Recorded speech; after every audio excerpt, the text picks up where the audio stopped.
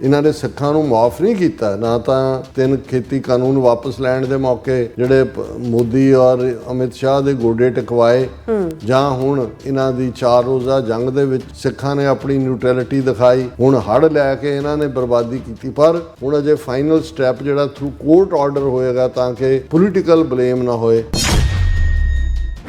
Why not arrest farmers burning stubble to send message? Supreme Court to Punjab।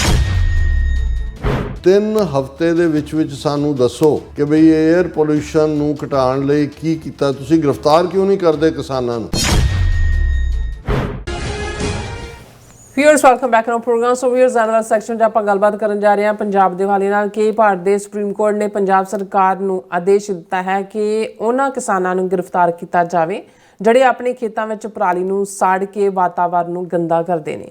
ਸੋ ਇਹ ਸਿੱਖਾਂ ਨੂੰ ਭਾਰਤ ਸਰਕਾਰ ਵੱਲੋਂ ਇੱਕ ਹੋਰ ਜਿਹੜਾ ਤੋਹਫਾ ਦਿੱਤਾ ਗਿਆ। ਸੋ ਇਸ ਬਾਰੇ ਆਪਾਂ ਗੱਲਬਾਤ ਕਰਨ ਜਾ ਰਹੇ ਹਾਂ। ਸੋ ਅਸੀਂ ਚਾਹਾਂਗੇ ਕਿ ਤੁਸੀਂ ਇਸੇ ਤਰ੍ਹਾਂ ਬੜੇ ਰਹਿਣਾ, ਦੇਖਣ ਸੁਣਨ ਜਾਂ ਲਿਖਣ ਲਈ ਤੁਹਾਡਾ ਸਭ ਦਾ ਬਹੁਤ ਬਹੁਤ ਧੰਨਵਾਦ ਜੀ। ਡਾਕਟਰ ਸਾਹਿਬ ਕੀ ਵਿਚਾਰਾਂ ਨੇ? ਦੇਖੋ, ਅਜੇ ਜਿਹੜੇ ਸਾਡੇ ਦੁਸ਼ਮਣ ਵੱਲੋਂ ਦਿੱਤੇ ਗਏ ਤਾਜ਼ਾ ਜ਼ਖਮ ਨੇ ਜਿਹੜੇ ਬਹੁਤ ਮਾਰੂ ਨੇ, ਉਹਨਾਂ ਦੀ ਪੀੜ, ਉਹਨਾਂ ਦੇ ਰਿਸਪੌਂਸ 'ਚੋਂ ਕੌਮ ਗੁਜ਼ਰ ਰਹੀ ਹੈ। ਜ਼ਾਹਰ ਹੈ ਹੜ੍ਹਾਂ ਰਾਹੀਂ ਪੰਜਾਬ ਨੂੰ ਡੋਬਣ ਦੀ ਸਾਜ਼ਿਸ਼। ਹੁਣ ਜੇ ਪਾਣੀ ਸੁੱਕਣਾ ਸ਼ੁਰੂ ਹੋਇਆ ਤੇ 4-4, 5-5 ਫੁੱਟ ਤੋਂ ਲੈ ਕੇ ਹਾਇਰ ਤੱਕ ਰੇਤਾ ਜਿਹੜਾ ਜਿਹਨੇ ਜ਼ਮੀਨ ਦਾ ਵੀ ਫਰਟੀਲਿਟੀ ਨੂੰ ਵੀ ਜਿਹੜਾ ਨੁਕਸਾਨ ਪਹੁੰਚਾਇਆ ਹੋਏਗਾ, ਔਰ ਉਹਨੂੰ ਰਿਮੂਵ ਕਿਵੇਂ ਕਰਨਾ ਹੈ। ਝੋਨੇ ਦੀ ਖੜੀ ਫਸਲ, ਕਿਉਂਕਿ ਝੋਨਾ ਵੱਢਣ ਦਾ ਟਾਈਮ ਸੀ, ਔਰ ਉਹ ਸਾਰੇ 'ਚ ਜਿਹੜਾ ਹੈ ਉਹ ਬਿਲਕੁਲ ਬਰਬਾਦੀ, ਆਰਥਿਕ ਤੌਰ 'ਤੇ ਕਈਆਂ ਦੇ ਤਾਂ 20-20 ਕਿੱਲੇ ਜ਼ਮੀਨਾਂ ਦੇ ਵਿੱਚ, ਕਈਆਂ ਦੀ ਤਾਂ ਜ਼ਮੀਨ ਹੀ ਰੁੜ ਗਈ ਜਿਹੜੀ ਬਿਲਕੁਲ ਦਰਿਆ ਦੇ ਨਾਲ ਲੱਗਦੇ ਸੀ। ਔਰ ਇਸ ਸਾਰੇ ਦੇ ਨਾਲ ਦੂਜੀ ਸੱਟ ਇਹਨਾਂ ਨੇ ਸਾਡੇ ਧਾਰਮਿਕ ਜਜ਼ਬਾਤਾਂ ਨੂੰ ਮਾਰੀ।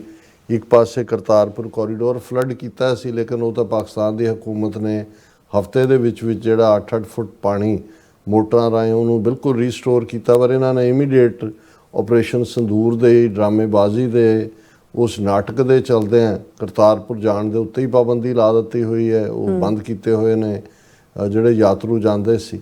ਔਰ ਇਸ ਵਾਰ ਗੁਰੂ ਨਾਨਕ ਪਾਤਸ਼ਾਹ ਦੇ ਪ੍ਰਕਾਸ਼ ਪੁਰਬ ਲਈ ਜਿਹੜਾ 3000 ਸਿੱਖਾਂ ਦੇ ਜਥਿਆਂ ਨੇ ਅੱਡ-ਅੱਡ ਥਾਵਾਂ ਤੋਂ ਜਾਣਾ ਸੀ, ਠੀਕ 2 ਦਿਨ ਪਹਿਲਾਂ 15 ਸਤੰਬਰ ਤੋਂ ਜਿਹੜੀ ਪਾਸਪੋਰਟ ਸਬਮਿਟ ਕਰਨ ਦੀ ਲਾਈਨ ਸੀ, ਔਰ ਬਹੁਤ ਸਾਰਿਆਂ ਨੇ ਆਲਰੇਡੀ ਤਿਆਰੀ ਕੀਤੀ ਹੋਈ ਸੀ ਇਹ ਕਹਿ ਕੇ ਕਿ ਜੀ ਸਿਕਿਉਰਿਟੀ ਰੀਜ਼ਨਸ ਔਰ ਪਿਲਗ੍ਰਿਮਸ ਦੀ ਸੇਫਟੀ।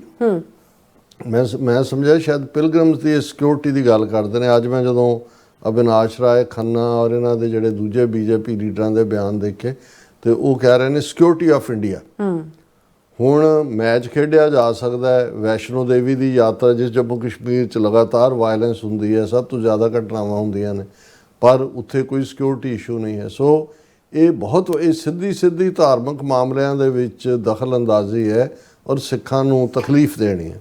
ਹੁਣ ਅੱਜ ਜਿਹੜੀ ਖਬਰ ਪ੍ਰਮੁੱਖ ਤੌਰ ਦੇ ਉੱਤੇ, ਕਿਉਂਕਿ ਇਹ ਹਕੂਮਤ ਉਹਨਾਂ ਦੀਆਂ ਡੀਪ ਸਟੇਟ ਏਜੰਸੀਆਂ ਕਰ ਰਹੀਆਂ ਨੇ। ਹੁਣ ਇਹਨਾਂ ਦੀ ਜੁਡੀਸ਼ਰੀ ਦਾ ਹਾਲ ਦੇਖ ਲਓ ਭਾਰਤ ਦੇ ਵਿੱਚ। ਔਰ ਇਹ ਗੱਲ ਉਹਨਾਂ ਦੇ ਇੱਕ ਐਂਟੀ ਪੋਲਿਊਸ਼ਨ ਬੋਰਡ ਦੇ ਚੇਅਰਮੈਨ ਨੇ ਜਿਹੜੇ ਹਿੰਦੂ ਸੱਜਣ ਸੀ, ਕੁਛ ਮਹੀਨੇ ਪਹਿਲਾਂ ਉਹਨਾਂ ਦੀ ਇੱਕ ਰਿਪੋਰਟ ਸੀ ਕਿ ਜਿਹੜੀ ਐਨਵਾਇਰਨਮੈਂਟ ਦੇ ਵਿੱਚ ਜਾਂ ਵਾਤਾਵਰਣ ਦੇ ਵਿੱਚ ਕਾਰਬਨ ਦਾ ਲੈਵਲ ਹੈ ਜਾਂ ਜਿਹਦੇ ਨਾਲ 에ਅਰ ਪੋਲਿਊਸ਼ਨ ਹੁੰਦੀ ਹੈ, ਉਹਦੇ 'ਚ ਖੇਤਾਂ ਰਾਹੀਂ ਜਾਂ ਜਦੋਂ ਪਰਾਲੀ ਸਾੜੀ ਜਾਂਦੀ ਹੈ, ਜਿਹਨੂੰ ਸਟਬਲ ਕਹਿੰਦੇ ਨੇ, ਉਸ ਦਾ ਰੋਲ 10% ਤੋਂ ਵੀ ਘੱਟ ਹੈ। ਦੂਸਰਾ ਕਾਰਾਂ ਦੀ ਫਿਊਲ, ਫੈਕਟਰੀਆਂ ਦਾ ਆਲਾ ਦੁਆਲਾ, ਦੂਸਰੀਆਂ ਹੋਰ ਬਹੁਤ ਸਾਰੇ ਫੈਕਟਰ। ਲੇਕਿਨ ਜਦੋਂ ਤੁਸੀਂ ਦੇਖੋਗੇ ਵੀ ਇਹਦੇ 'ਤੇ ਚਰਚਾ ਹੁੰਦੀ ਹੈ, ਇੱਕਦਮ ਬਲੇਮ ਜਿਹੜਾ ਹੈ ਉਹ ਕਿਸਾਨਾਂ ਦੇ ਉੱਤੇ, ਉਹਦੇ 'ਚ ਪੰਜਾਬ ਦੇ ਵਿੱਚ ਫਿਰ ਨਾਲ ਹਰਿਆਣਾ ਵੀ ਜੋੜ ਦਿੰਦੇ ਨੇ ਵੀ ਇਹ ਨਾ ਲੱਗੇ ਸਿੱਕਾ, ਫਿਰ ਵੈਸਟਰਨ ਯੂਪੀ ਵੀ ਜੋੜ ਦਿੰਦੇ ਨੇ। ਫਿਰ ਜਿਹੜਾ ਇਹੀ ਹੁੰਦਾ ਕਿ ਜੀ ਇਹ ਜਿਹੜਾ ਐਨਵਾਇਰਨਮੈਂਟ ਨੂੰ ਗੰਦਾ ਕਰ ਰਹੇ ਨੇ, ਇਹ ਪਰਾਲੀ ਸਾੜਨ ਕਰਕੇ ਹੋ ਰਿਹਾ, ਇੰਨੀਆਂ ਅੱਗਾਂ ਲੱਗਦੀਆਂ ਨੇ। ਫਿਰ ਜਦੋਂ ਅਸੀਂ ਹਕੀਕਤ ਦੇ ਵਿੱਚ ਦੇਖਦੇ ਹਾਂ ਕਿ ਜੇ ਇਹ ਵੀ ਮੰਨ ਲਿਆ ਜਾਏ ਕਿ ਪਰਾਲੀ ਜਿਹੜੀ ਖੇਤਾਂ ਦੇ ਵਿੱਚ ਸਾੜੀ ਜਾਂਦੀ ਹੈ, ਕਿੱਥੇ ਲੈ ਕੇ ਜਾਣ ਕਿਸਾਨ? ਜਾਂ ਤਾਂ ਇਹ ਹੈ ਕਿ ਵੀ ਤੁਸੀਂ ਕੋਈ ਆਲਟਰਨੇਟ ਪ੍ਰਬੰਧ ਕਰੋ, ਕਰ ਦਿਓ, ਜਿਵੇਂ ਬਾਇਓਫਿਊਲ ਹੈ, ਕੋਈ ਹੋਰ ਹੈ। ਇਹਨਾਂ ਮੁਲਕਾਂ ਦੇ ਵਿੱਚ ਵੀ ਤਾਂ ਇਹ ਹੈ, ਇਹਨਾਂ ਨੇ ਪ੍ਰਬੰਧ ਕੀਤੇ ਹੋਏ ਨੇ। ਸੈਂਟਰ ਗੌਰਮੈਂਟ ਪ੍ਰੋਜੈਕਟ ਬਣਾ ਕੇ ਪੰਜਾਬ, ਹਰਿਆਣਾ, ਵੈਸਟਰਨ ਯੂਪੀ ਜਿਹੜੀਆਂ ਇਹ ਇੱਕ ਉਹਦੇ 'ਚ ਜੇ ਕਿਸਾਨ ਕੋਆਪਰੇਟ ਨਾ ਕਰੇ ਤਾਂ ਤੁਸੀਂ ਕਹਿ ਸਕਦੇ ਹੋ ਹੁਣ ਜੇ ਕਿਸਾਨ ਨੇ ਦੂਸਰੀ ਫਸਲ ਬੀਜਣੀ ਹੈ ਉਹਦੇ ਕੋਲੋਂ ਕਿੱਥੇ ਉਹਨੇ ਲਿਜਾਣਾ ਹੈ। ਲੇਕਿਨ ਇਹਨੂੰ ਇੰਨੀ ਤੇਜ਼ੀ ਨਾਲ ਜਾਂ ਬਾਰ-ਬਾਰ এনवायरमेंट ਪੋਲਿਊਸ਼ਨ ਦੇ ਨਾਲ ਜੋੜ ਕੇ ਇਹਨੂੰ ਇਵੇਂ ਕੀਤਾ ਗਿਆ ਕਿ ਜਿਵੇਂ ਜਿਹੜੇ ਸਾਹ ਲੈਣ 'ਚ ਜਿਹਨਾਂ ਨੂੰ ਦਿੱਕਤ ਆ ਰਹੀ ਹੈ ਜਾਂ 에ਅਰ ਕੁਆਲਿਟੀ ਪੂਅਰ ਹੈ ਉਹਦੇ ਲਈ ਜ਼ਿੰਮੇਵਾਰ ਹੀ ਕਿਸਾਨ ਨੇ। ਹੁਣ ਇਸ ਮੁੱਦੇ ਦੇ ਉੱਤੇ ਸੁਪਰੀਮ ਕੋਰਟ ਨੇ ਪੰਜਾਬ ਸਰਕਾਰ ਦੀ ਬੜੀ ਖਿਚਾਈ ਕੀਤੀ ਔਰ ਪੰਜਾਬ ਸਰਕਾਰ ਵੱਲੋਂ senior advocate Rahul Mehra supreme court ਦੇ ਸਾਹਮਣੇ ਪੇਸ਼ ਵੀ ਹੋਏ। ਉਹਨਾਂ ਨੇ ਆਪਣਾ ਜਿਹੜਾ ਉਹ ਬਿਆਨੀਆ ਦਿੱਤਾ। ਪਰ ਹੁਣ ਤੁਸੀਂ ਹੈਡਲਾਈਨ ਤੋਂ ਜਿਹੜੀ ਇਹਨਾਂ ਦੀ ਮੇਨ ਨਿਊਜ਼ ਏਜੰਸੀ ਨੇ ਦਿੱਤਾ ਮੈਸੇਜ ਬਾਕੀਆਂ ਨੂੰ ਦਿੱਤਾ ਕਿ ਵੀ ਹੁਣ ਇਹਨਾਂ ਨੇ ਸਿੱਖਾਂ ਨੂੰ ਮਾਫ ਨਹੀਂ ਕੀਤਾ। ਨਾ ਤਾਂ 3 ਖੇਤੀ ਕਾਨੂੰਨ ਵਾਪਸ ਲੈਣ ਦੇ ਮੌਕੇ ਜਿਹੜੇ ਮੋਦੀ ਔਰ ਅਮਿਤ ਸ਼ਾਹ ਦੇ ਗੋਡੇ ਟਕਵਾਏ ਜਾਂ ਹੁਣ ਇਹਨਾਂ ਦੀ 4 ਰੋਜ਼ਾ ਜੰਗ ਦੇ ਵਿੱਚ ਸਿੱਖਾਂ ਨੇ ਆਪਣੀ ਨਿਊਟਰੈਲਿਟੀ ਦਿਖਾਈ। ਫਿਰ ਜੇ ਲੈਂਡ ਪੂਲਿੰਗ ਪਾਲਿਸੀ ਦੇ ਥੱਲੇ ਇਹ ਪੰਜਾਬ ਦੀ ਜ਼ਮੀਨ ਕਾਬੂ ਕਰਨਾ ਚਾਹੁੰਦੇ ਸੀ ਉਹਦੇ ਖਿਲਾਫ ਵੀ ਸਿੱਖ ਖਲੋ ਗਏ, ਉਹ ਵਾਪਸ ਲੈਣੀ ਪਈ। ਹੁਣ ਹੜ੍ਹ ਲੈ ਕੇ ਇਹਨਾਂ ਨੇ ਬਰਬਾਦੀ ਕੀਤੀ। ਪਰ ਹੁਣ ਅਜੇ ਫਾਈਨਲ ਸਟੈਪ ਜਿਹੜਾ ਥਰੂ ਕੋਰਟ ਆਰਡਰ ਹੋਏਗਾ ਤਾਂ ਕਿ ਪੋਲੀਟੀਕਲ ਬਲੇਮ ਨਾ ਹੋਏ। Why not arrest farmers burning stubble to send message supreme court to Punjab. ਹੁਣ ਸੁਪਰੀਮ ਕੋਰਟ ਦੇ ਇਸ ਬੈਂਚ ਦੇ ਵਿੱਚ ਕੋਈ ਆਰਡੀਨਰੀ ਜੱਜ ਨਹੀਂ ਬੈਠੇ ਹੋਏ, ਉਹਨਾਂ ਦਾ ਚੀਫ ਜਸਟਿਸ ਬੈਠਾ ਹੈ ਮਿਸਟਰ BR ਗਵਾਈ ਔਰ ਜਸਟਿਸ K ਵਿਨੋਦ ਚੰਦਰਨ। ਔਰ ਉਹ ਇਹ ਕਹਿ ਰਹੇ ਨੇ ਕਿ ਜੀ 3 ਹਫ਼ਤੇ ਦੇ ਵਿੱਚ ਸਾਨੂੰ ਦੱਸੋ ਕਿ ਬਈ 에ਅਰ ਪੋਲਿਊਸ਼ਨ ਨੂੰ ਘਟਾਉਣ ਲਈ ਕੀ ਕੀਤਾ। ਤੁਸੀਂ ਗ੍ਰਿਫਤਾਰ ਕਿਉਂ ਨਹੀਂ ਕਰਦੇ ਕਿਸਾਨਾਂ ਨੂੰ ਜਿਹੜੇ ਉਹ ਕਰਦੇ ਨੇ, ਉਹਨਾਂ ਨੂੰ ਅਰੈਸਟ ਕਰੋ। You take a call otherwise we will issue a mandamus court order. ਉਹਨਾਂ ਨੇ ਕਿਹਾ ਜੀ ਤੁਸੀਂ ਸਾਨੂੰ ਦੱਸੋ 3 ਹਫ਼ਤੇ ਦੇ ਵਿੱਚ ਤੁਸੀਂ ਕੀ ਮੇਜਰ ਕਰ ਰਹੇ ਹੋ। ਔਰ ਉਹਨਾਂ ਨੂੰ ਉਹ ਕਹਿ ਰਿਹਾ ਹੈ ਕਿ ਜੀ ਇਹਨਾਂ ਨੂੰ ਗ੍ਰਿਫਤਾਰ ਕਰੋ ਕਿਸਾਨਾਂ ਨੂੰ। ਬੈਂਚ ਐਕਸਪ੍ਰੈਸਡ ਡਿਸਸੈਟਿਸਫੈਕਸ਼ਨ ਕਿ ਜੀ ਤੁਸੀਂ ਕੋਈ ਸਟ੍ਰਿੰਜੈਂਟ ਮੇਜਰ ਨਹੀਂ ਲੈ ਰਹੇ। ਉਹ ਜਿਹੜਾ ਆਲਰੇਡੀ ਜਿਹੜਾ ਵਕੀਲ ਹੈ ਪੰਜਾਬ ਗੌਰਮੈਂਟ ਦਾ ਉਹ ਕਹਿੰਦਾ ਜੀ ਅਸੀਂ ਬਹੁਤ ਹੁਣ ਘਟ ਗਏ ਨੇ ਸਟਬਲ ਬਰਨਿੰਗ ਦੇ ਕੇਸ। ਉਹ ਜਿਹੜੇ ਕੁਝ ਸਾਲ ਪਹਿਲਾਂ 77,000 ਕੇਸ ਹੁੰਦਾ ਸੀ, ਹੁਣ ਸਿਰਫ ਉਹ 10,000 ਹੁੰਦਾ ਹੈ। ਔਰ ਉਹਨਾਂ ਨੇ ਕਿਹਾ ਕਿ ਜੀ ਜੇ ਤੁਸੀਂ ਗ੍ਰਿਫਤਾਰ ਕਿਸਾਨਾਂ ਨੂੰ ਕਰਨ ਦਾ ਕਹਿ ਰਹੇ ਹੋ, arresting small farmers who tilt around 1 hectare of land could disproportionately impact them and if they were arrested their dependents will suffer too। ਕਿ ਬਈ 10 ਏਕੜ ਵੀ ਉਹਨਾਂ ਕੋਲ ਨਹੀਂ ਹੈ, ਉਹਨਾਂ ਨੂੰ ਜੇ ਅਸੀਂ ਗ੍ਰਿਫਤਾਰੀਆਂ ਹੀ ਕਰਨ ਲੱਗ ਗਏ ਉਹਨਾਂ ਦੇ ਟੱਬਰਾਂ ਦਾ ਕੀ ਬਣੇਗਾ ਔਰ ਦੂਸਰਾ ਕੀ ਹੋਏਗਾ। ਪਰ ਇਸ ਦੇ ਉੱਤੇ ਚੀਫ ਜਸਟਿਸ ਜਿਹੜਾ ਕਹਿੰਦਾ ਹੈ, ਉਹਨਾਂ ਨੇ ਕਿਹਾ ਕਿ ਜੀ arrest need to be made and must be necessity to set an example. ਫੜੋਗੇ ਇਹਨਾਂ ਨੂੰ ਕਿਸਾਨਾਂ ਨੂੰ ਤਾਂ ਕਿ ਇੱਕ ਜਿਵੇਂ ਇੱਕ ਉਦਾਹਰਣ ਸੈੱਟ ਹੋਏ। ਫਿਰ ਉਹਨਾਂ ਨੂੰ ਕਿਹਾ ਕਿ to come out with a concrete plan to prevent pollution ਦਾ same shall be done within 3 weeks. 3 week ਦਾ ਵਕਤ ਦਿੱਤਾ ਹੈ ਕਿ ਜੀ ਇਹਨਾਂ ਦੀਆਂ ਗ੍ਰਿਫਤਾਰੀਆਂ ਕਰੋ, ਨਹੀਂ ਤਾਂ ਤੁਸੀਂ ਇਹ ਦੱਸੋ ਵੀ ਕੀ ਕਰਨਾ ਹੈ। ਔਰ ਉਹ ਚੀਫ ਜਸਟਿਸ ਕਹਿ ਰਹੇ farmers are special and we are eating because of them but it doesn't mean that we can not protect the environment. ਠੀਕ ਹੈ ਜੀ, ਕਿਸਾਨ ਨੇ ਉਹਨਾਂ ਦੇ ਉਪਜਾਏ ਅੰਨ ਕਰਕੇ ਅਸੀਂ ਜਿਉਂਦੇ ਹਾਂ, ਪਰ ਸਾਡੇ ਲਈ এনवायरमेंट ਬੜਾ ਇੰਪੋਰਟੈਂਟ ਹੈ। ਕਿਵੇਂ ਹੋ ਸਕਦਾ ਅਸੀਂ why don't you think of some penalty provision if some people are behind bar it will send the correct message ਕਿ ਜੀ ਉਹਨਾਂ ਨੂੰ ਜੇਲ੍ਹਾਂ 'ਚ ਰੱਖੋ।